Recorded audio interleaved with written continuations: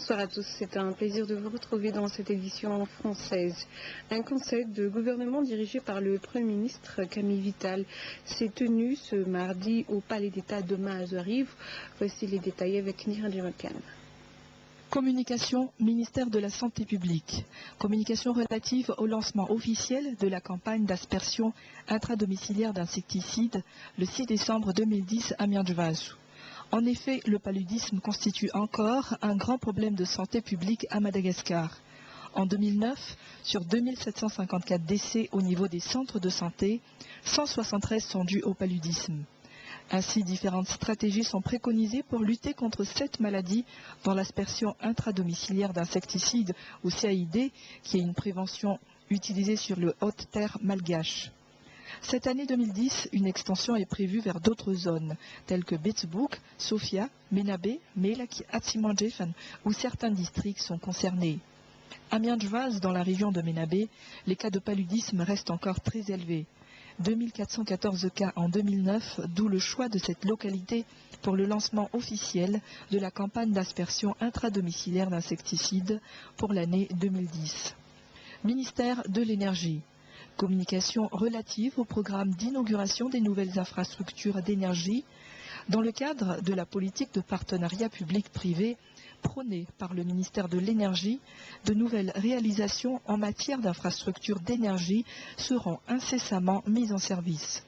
9 régions sont concernées par ces nouvelles infrastructures. Analamang, Bunglav, Analandsroof, Yurumbe, Bouin, Atsnanan, Alauchamangur, Diana et Anjoui. Cette série d'inauguration débutera par celle de la centrale éolienne d'Ilakak dans le district d'Ius, région Iurumbe, le jeudi 9 décembre 2010. Ministère de l'Agriculture, ministère du Commerce. Communication relative à l'approvisionnement en riz.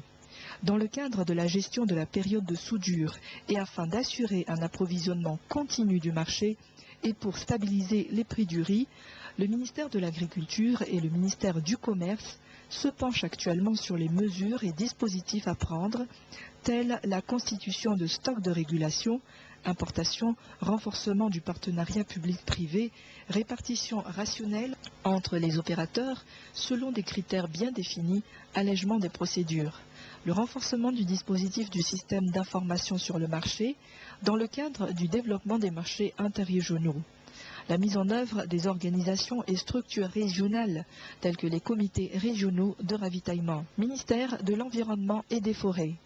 Communication relative au projet d'arrêté interministériel portant création de la commission SAPM, Système des aires protégées de Madagascar.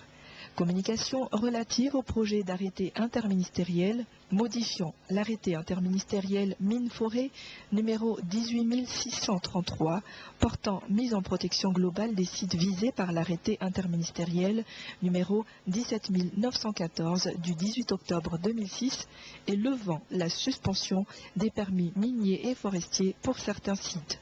Communication relative à l'ouverture officielle de la campagne de reboisement 2010-2011 sous le thème « Investir ensemble dans le reboisement pour un avenir meilleur ». 20 000 plants d'eucalyptus et de pinus seront plantés à cette occasion. Ce sont des espèces à croissance rapide, à valeur économique importante et contribuent également à la protection de l'environnement. Sous le haut patronage de son Excellence, Monsieur le Président de la Haute Autorité de la Transition, sous la présidence de Monsieur le Premier ministre, chef du gouvernement, et la participation active des membres du gouvernement, le lancement officiel de la campagne de reboisement 2010-2011 aura lieu dans le Fouktang Ambouimandjous de la commune rurale de Mangaran, district d'Antsirabe 2, région Vaknakarj, le mardi 21 décembre 2010.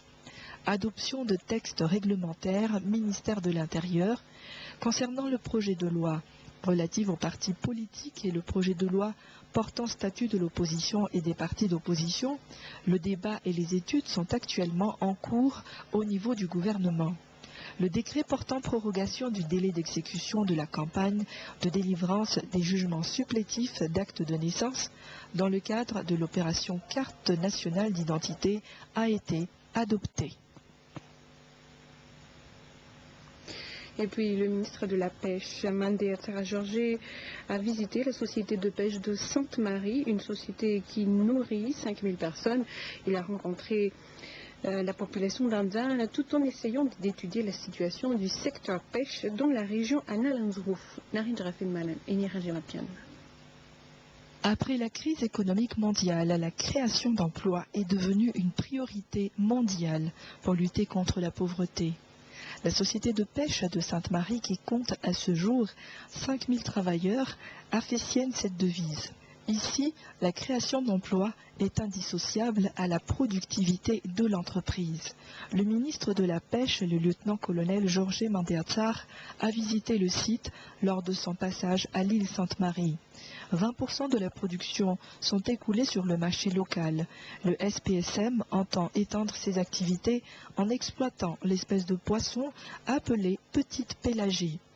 La réserve halieutique de la Grande Île est encore bien fournie. La technique de pêche utilisée est le long liner, une méthode qui permet d'augmenter le rendement. On a pu constater que la société SPSM est une société qui respecte bel et bien les normes de propriété et d'exploitation. Et c'est également une société qui contribue à des œuvres sociales dans le district de Sainte-Marie. Le ministre a rencontré par la suite les pêcheurs d'Anzan où il a remis des filets et des gilets de sauvetage après avoir fait part de la législation régissant la pêche de capture traditionnelle et industrielle. La ville de Mahazang est dotée d'une nouvelle gare routière aux normes pouvant accueillir jusqu'à 100 voitures. L'infrastructure a coûté la bagatelle d'1,2 million d'ariars. Le Premier ministre Camille Vital et quelques membres du gouvernement ont inauguré cette infrastructure samedi dernier. C'est un reportage de Rostina Muriel et de Niranjamapian. La nouvelle gare routière de Majunga, d'une superficie de 5200 mètres carrés, a été achevée au bout de 7 mois de travaux. Elle a coûté 1,2 milliard d'ariars et peut accueillir jusqu'à une centaine de voitures. La compagnie pétrolière Jovena a financé la construction réalisée par l'entreprise Inreco. Cette gare routière répond aux normes. Elle est composée de 25 kiosques. Le Premier ministre et quelques membres du gouvernement sont venus à Mahazang inaugurer l'infrastructure. Dans son allocution, Camille Vital a encore évoqué le référendum. Je voudrais apprécier ici votre fait donné en investissant 1,5 milliard d'ariars dans la réalisation de la préparation et du déroulement du référendum du 17 novembre dernier. La gare routière d'Antsran est aussi en cours de réhabilitation. C'est toujours une collaboration de Jovena et d'Inreco.